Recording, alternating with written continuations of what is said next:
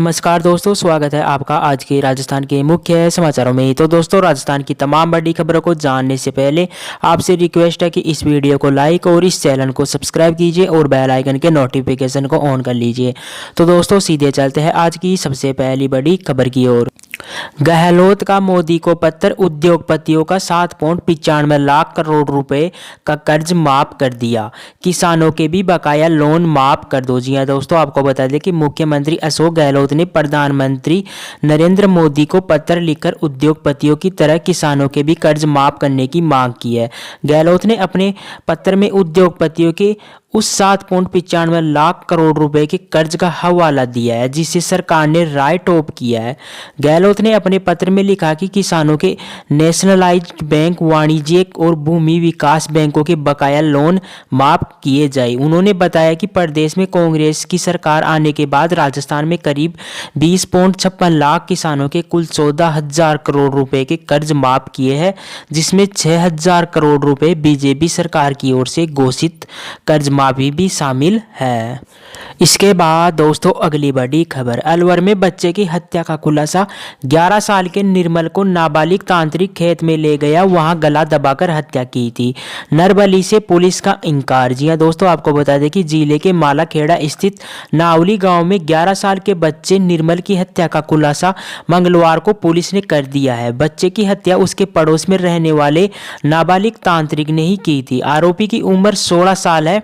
Police ने कहा कि शनिवार दोपहर तांत्रिक खेत में मरे हुए मोर दिखाने के नाम पर बच्चे को ले गया था, वहीं गला दबाकर उसकी हत्या कर दी थी। वारदात के अगले दिन यानी रविवार को बच्चे का शव खेत में मिला था। खुलासे में सबसे चौंकाने वाली बात यह रही कि पुलिस ने नरबली की बात से इनकार किया है, जबकि रविवार को जब बच्चे का शव मिला था तो उस दिन से नरबली की बात कही जा रही थी। कारण था कि बच्चे का एक कान, नाक और अंगुली का नाखून कटा हुआ था और माथे पर तिलक लगा हुआ था। आपको बता दें कि प्रेस कॉन्फ्रेंस में अलवर एसपी तेजस्विनी गौतम ने नरबली के एंगल से इनकार किया है। उन्होंने कहा कि तांत्रिक बच्चे के पड़ोस में ही रहता है, दोनों के परिवारों के बीच छोटी छोटी बात को लेकर विवाद होता रहता था। इसके अलावा जिस बच्चे की हत्या हुई है वह भी नाबालिग तांत्रिक को बाबा बाबा कहकर चिढ़ाता था। इसके बाद दोस्तों, अगली बड़ी खबर। करना होगा इंतजार, कर्मचारी चयन बोर्ड ने पटवार भर्ती परीक्षा की स्थगित, नए सिरे से जारी होगा शेड्यूल।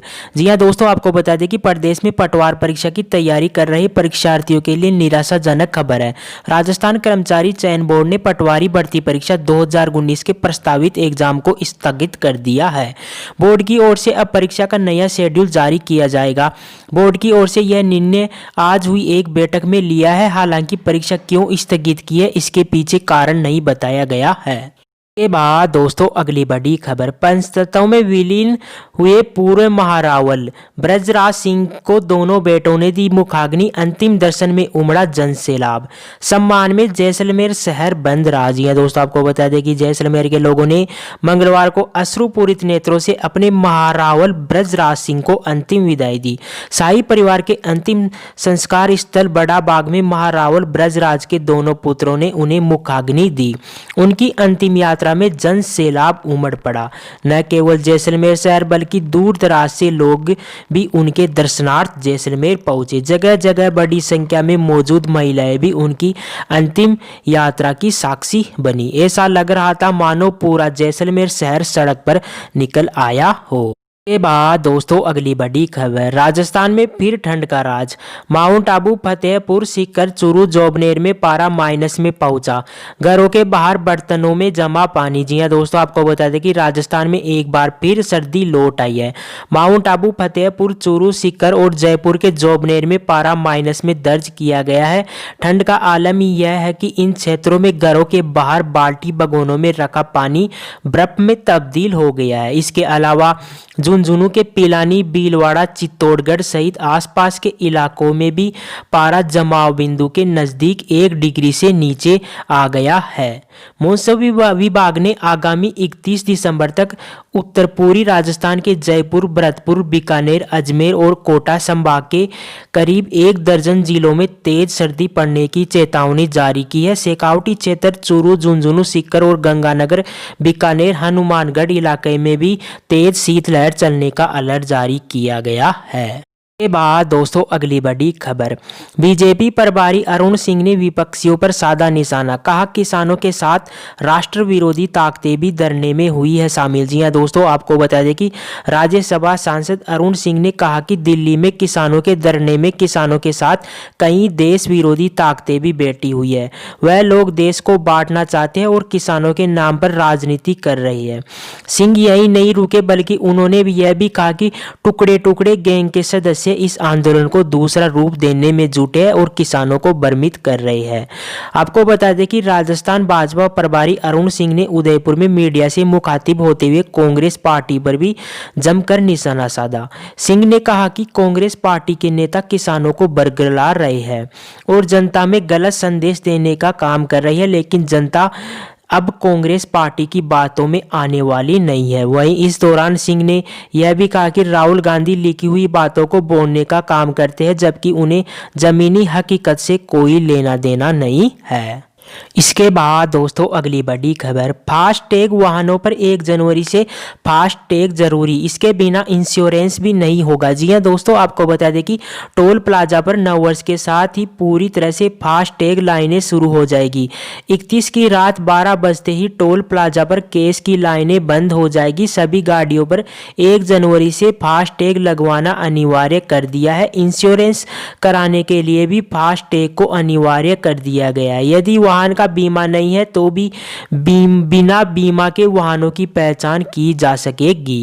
गाड़ी पर अगर फास्टैग नहीं होगा तो इंश्योरेंस भी नहीं हो सकेगा।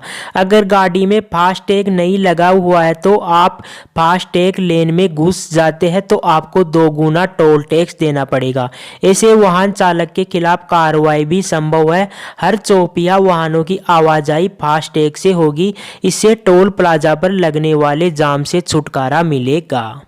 दोस्तों अगली बड़ी खबर, राजस्थान में मंत्रिमंडल पर माथापच्ची, मुश्किल में साथ रहे कांग्रेस और बसपा से आए विधायक मंत्री बन सकते हैं पायलट को, ज्यादा कुछ नहीं। जी हां दोस्तों, आपको बता दें कि तीसरी बार सत्ता में आने के बाद से ही मुख्यमंत्री अशोक गहलोत के सामने हर दिन चुनौतियां खड़ी रहती है। सचिन पायलट विवाद खत्म होने के बाद भी गहलोत को अगले कुछ दिनों में इस गुट से फिर 2-2 हाथ करने पड़ सकते हैं। दरअसल मंत्रिमंडल में फेरबदल की आग को हवा देकर अजय माकन तो दिल्ली लौट गए हैं, लेकिन गहलोत को इसे बुझाने के लिए कई जतन करने पड़ेगी। आपको बता दें कि गहलोत किसी भी हालत में पायलट गुट को अपनी सरकार पर भारी नहीं पड़ने देंगे। दोस्तों अगली बड़ी खबर, कोरोना के दौर में सरकार की राहत, प्रदेश के सभी संग्रहालय और स्मारकों में व्यावसायिक फर्मों का मासिक किराया और लाइसेंस फीस होगी माफ। जी हां दोस्तों, आपको बता दें कि राज्य सरकार ने प्रदेश के सभी संग्रहालय और स्मारकों में व्यावसायिक फर्मों का मासिक किराया लाइसेंस फीस माफ करने का फैसला किया है। मुख्यमंत्री अशोक गहलोत के निर्देशों के बाद पुरातत्व और संग्रहालय विभाग राजस्थान के डायरेक्टर प्रकाश चंद्र शर्मा ने मंगलवार को आदेश जारी कर दिया है। तो यह थी राजस्थान की सुबह से शाम तक की तमाम बड़ी खबरें ब्रेकिंग अपडेट्स के रूप में।